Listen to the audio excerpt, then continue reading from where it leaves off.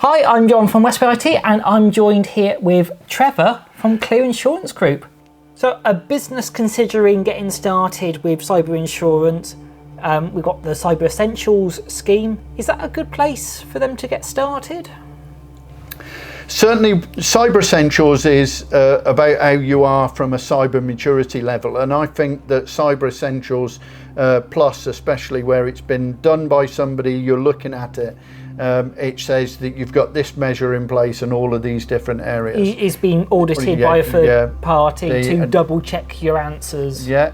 I think they're a good way of establishing where a company is regards their cyber maturity.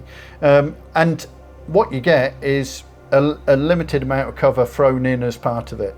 And if that's all you can afford, or if that's all that you see being what you need, then great. You know, it does offer some good cover as far as I understand it.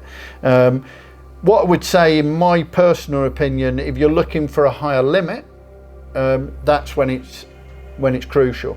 So you want to make sure that if you take out a cyber policy to achieve a higher limit in the end, then you almost have to put the first policy to one side, because it is an add-on to you having Cyber Essentials, which is key as far as I'm concerned. It's about just using one policy for all losses then going forward. Yeah. So if you take out a policy with a higher limit, you concentrate on using that when you have an incident. So it's definitely down to work out your business requirements for what you actually need, whether you're comfortable with what's included, or if you need the higher limit, go in with full-on cyber insurance, or reading the policies, what is not covered. Well, I mean, we generally recommend to our clients that they look at, irrespective of the size of the business, we generally start at 250,000 limit. And we'll do 250,000, 500,000 and 1 million as a starting point. You can get limits lower than that, but I think you'll exhaust those limits very quickly. And that's why I tend to start at 250,000. And setting a limit is really down to you as a business. It's one, what can you afford? It's two is, what's my exposure? What do I think I need? And there are tools about which you can use to try and map what your limit should be as a business. And we've certainly got access to one or two of those because they're provided by insurers. So we can use those to help with limits and deciding what limit you want. But yeah, certainly, like I said, anything's better than nothing.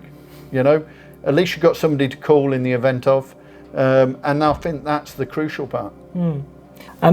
Do you think cyber insurance is getting more difficult to get with all the questions, the longer and longer these questionnaires are getting? Well, actually, more people are going, I think with the use of technology, more people are trying to lessen the amount of questions that are being asked. So they're doing assessments based on what they can find about your business, whether that's a domain registration or whether that's, you know, some basic details. They are trying to go down that route because of the questions that are asked. The thing is when you go down that route, then there's going to be an assumption that you're going to meet certain statement of facts and certain things are going to be assumed. And that can be a good thing and a bad thing, you know, because if they make an assumption that you've got this, this and this, and you don't know whether you've got this, this and this, then you might not challenge it. And then again, you're left, you know, in a situation where you're not covered or you've got limited cover because you didn't. Acronyms and different interpretations, like security products, for example, the phrase MDR or XDR, which is all about detection and response software. Some providers will say, yes, it's classed as that because it's got the capability, but it's not fully badged as that. So for somebody who's not into the whole know of it, it's tough for them to answer. And it's probably safer for them to say, no, we don't have it on those questions and take the hit, than it being ambiguous and potentially be challenged later. Yeah, what we've got to remember is that in the insurance industry, you're talking to an underwriter whose specialism is underwriting insurance. So when it comes to technology and what the latest security is and things like that, they're not going to be knowledgeable all the time. So it's trying to explain it in the right fashion to them, that they understand what is in place. I certainly had a question recently from a company that provide a SaaS product based on a certain platform, and they'd been told by one insurer or one customer that they no longer could get cyber insurance because their platform was on this certain protocol or whatever it was, and that wasn't acceptable.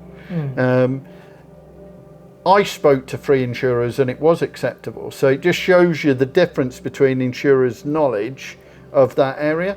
And I think the reason why this particular insurer has said no is because it might have been their lack of knowledge of what that was.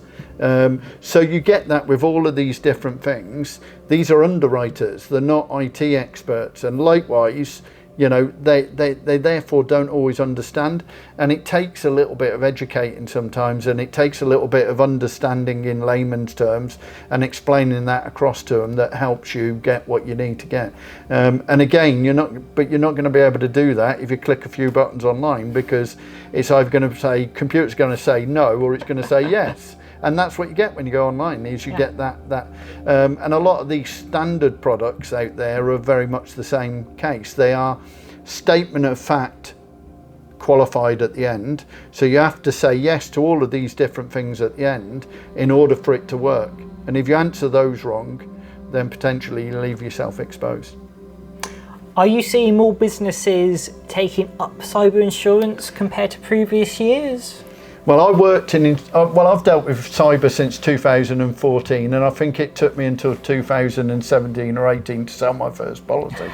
You know, so everybody back then was, you know, treating it as it will never happen to me type thing. I think there's still an element of that definitely in the out there. I think smaller businesses especially think it won't happen to them, but you know, my view on that is, you know, if it might be easier to attack a smaller business than what it is a larger business that's got more security protection. So, you know, that's my view on that side of it. Regards, you know, are they taking up more? Yes. You know, customers are starting to ask the question a bit more, and they're starting to consider the risk. And like I said, it's one of those that you're more likely, in my opinion, now to suffer a cyber incident than you are to suffer some crime. If we were to look into the crystal ball of the next 5 years, what do you think we're going to see changing? Are we going to see more schemes like Cyber Essentials becoming compulsory? Personally, I think the 2 key things for me in the future is going to be AI and accreditation. I think Cyber Essentials plays a huge part in that. I think the ISOs also play a huge part in that as well, and various other things are going to be more focused around cyber maturity, how cyber secure you are and things like that. And I think those will develop over years. Regards AI, we already see it in the insurance industry, that, you know, trying to do the smaller risks on an online platform is, you know, a case of somebody ringing up a call center, taking details, and then going, computer says yes or no, you know, and that's what we get already. So it makes sense that AI might be able to take over that operator in those circumstances. So therefore you'll see a huge development in the insurance industry around those kind of things, I think. And that's certainly where I think the AI will be used in the insurance industry in the future. But yeah, 2 key things for me will be accreditation and AI. Thank you, Trevor. We've definitely covered quite a few questions. Hopefully we've been able to help other businesses understand a bit more about cyber insurance, what it is, some of the processes around it, definitely things to stop and think about. So thank you for your time. No, thank you very much for the opportunity. Really appreciate it. And like I said, if I can help, I'm happy to do so.